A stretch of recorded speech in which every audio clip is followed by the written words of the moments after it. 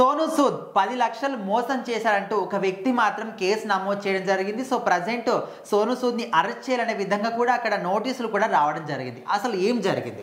అసలు నిజంగా సోను సూద్ గారిపైన అరెస్ట్ ఏంటి అని చెప్పేసి అయితే చాలా మంది అనుకున్నారండి. సో ప్రజెంట్ ఇది అంధేరిలోని వెస్ట్లో అక్కడ ఉండే పోలీసులు అయితే ఆయన అరెస్ట్ వారెంట్ అయితే ఆయనకి ఇచ్చారు. ప్రజెంట్ ఆయన దాని గురించి ఎక్కువ పట్టించుకోలేదన్నమాట. చాలాసార్లు ఆయనకి వారెంట్ ఇష్యూస్ పంపించడం, అదేవిధంగా మీకు ఇలా కేసు ఉంది అని చెప్పేసి ఆయన ఇంటికి నోటీసులు పంపించినప్పటికీ ఆయన దానికి రెస్పాన్స్ అవ్వకపోవడంతో రీసెంట్గా ఆయన నిన్న అరెస్ట్ అయితే చేయడం జరిగింది. సో అరెస్ట్ చేయడానికి మెయిన్ రీజన్ ఏంటి అంటే ఒక అబ్బాయి ఆయన పైన కంప్లైంట్ వేయడం జరిగింది. రిజిక్ అనే ఒక కాయిన్ని నాతో ఆయన పెట్టుబడి పెట్టించారని, దానివల్ల నాకు 10 లక్షల లాస్ వచ్చిందని అయితే ఆయన అక్కడ కోర్టులో అయితే కేసు వేయడం జరిగింది. అయితే ఈ మధ్య కాలంలో ఈ స్టాక్ మార్కెట్ కానివ్వండి ఇలాంటివన్నీ వస్తున్నాయి.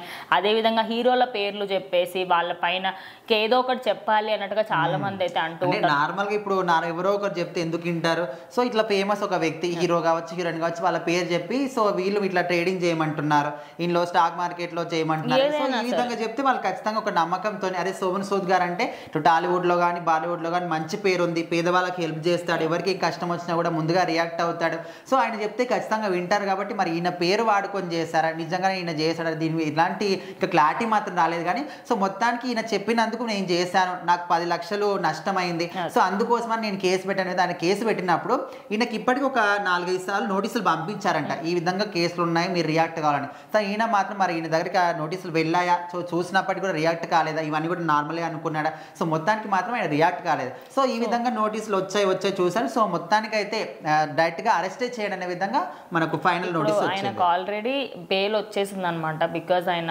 బెయిల్ పైన బయట ఉన్నారు. కానీ పోలీసులు ఏంటంటే ఇంకా మీరు విచారణకు రావాల్సి ఉంది. ఇప్పుడు నెక్స్ట్ 10th అయితే దీన్ని వాయిదా వేశారనమాట. సో కోర్టులో ఈ కేసు అయితే నడుస్తూ ఉంటుంది. సో మెయిన్లీ ఇక్కడ ఏంటంటే ఆయన కోవిడ్ టైంలో ఎంతమందికి ఎన్నో హెల్ప్ చేశారు.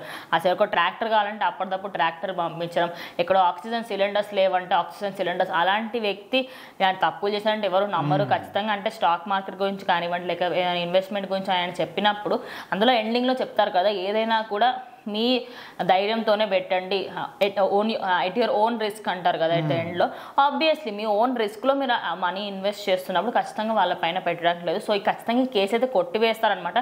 ఎందుకంటే హీరో చెప్పాడు అన్నంత మాత్రాన వేయాలంటే ప్రతి హీరో పైన, ప్రతి హీరోయిన్ పైన, ప్రతి స్టార్ వాళ్ళందరి పైన, ఇంకా ఇన్ఫ్లుయెన్స్ అయితే అందరూ వెళ్తారనమాట. జైలు ఖాళీగా ఉండవు, ఇంకా అంత చెంచల్ కూడా, చర్లపల్లి ఇవన్నీ ఫిక్స్ ఉంటాయి అనమాట. అంత ఇన్ఫ్లుయెన్స్ చిన్న చిన్న లాజులు కూడా మిస్ అవుతుంటారు. వాళ్ళ దగ్గర ఎన్నో కోట్లు ఉంటాయి. సో అట్లాంటప్పుడు ఈ చిన్న అమౌంట్ కోసం, ఒక 10 లక్షల కోసం ఆశపడతారంటే ఎవరు కూడా నమ్మరు. సో మొత్తానికి నిజంగా ఆయన చేసి ఉండకపోవచ్చు, ఆయన పేరుతో ఎవరైనా మోసం చేసి ఉండొచ్చు. సో దీన్ని మాత్రం పోలీసులు తొందరలో ఛేదిస్తారు, కేసు కూడా కొట్టేస్తారు.